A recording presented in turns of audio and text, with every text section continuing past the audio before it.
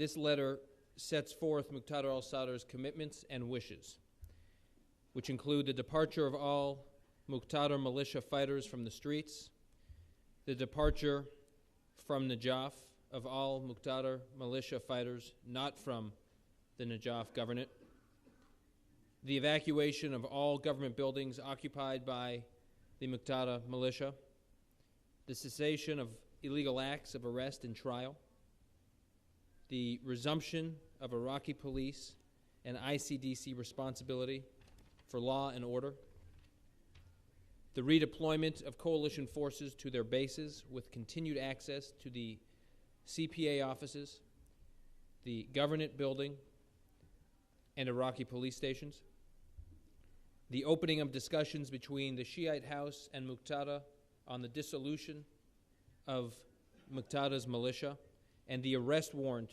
issued against Muqtada al-Sadr and suspension of action on the warrant in the interim. The coalition did not participate in the negotiation of the text of this letter, but was kept aware of its progress. The process has begun today. We understand its terms to apply to Kufa as well as to Najaf.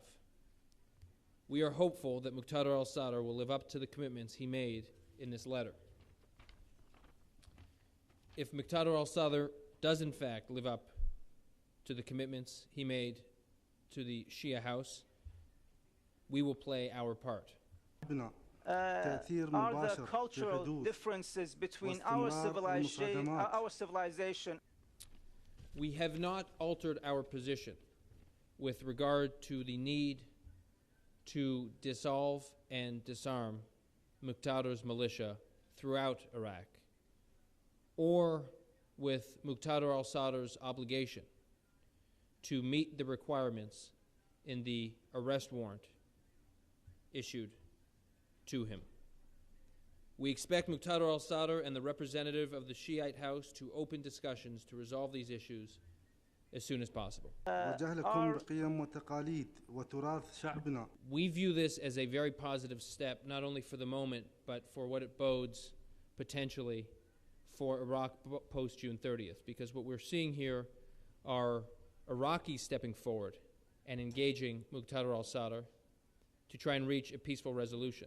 This is an Iraqi to Iraqi proposal to bring this to resolution, and we view that as a positive sign, but we also recognize that it is only an early sign. It is a first sign. It is a first step. As I said, Muqtada al-Sadr must meet the requirements in his arrest warrant, and he must dissolve and disarm his militia. To establish solutions for them. Thank you. We have not changed our positions one iota on whether or not he must meet the requirements in his arrest warrant. He must. We haven't changed our position one iota on the dissolution and disarming of the Muqtada's militia. That stands. So our conditions remain the same. What you're seeing here is a withdrawal from the city, or a statement to other Iraqis that he intends to withdraw. And we view that as a positive sign as we continue to pursue these other issues.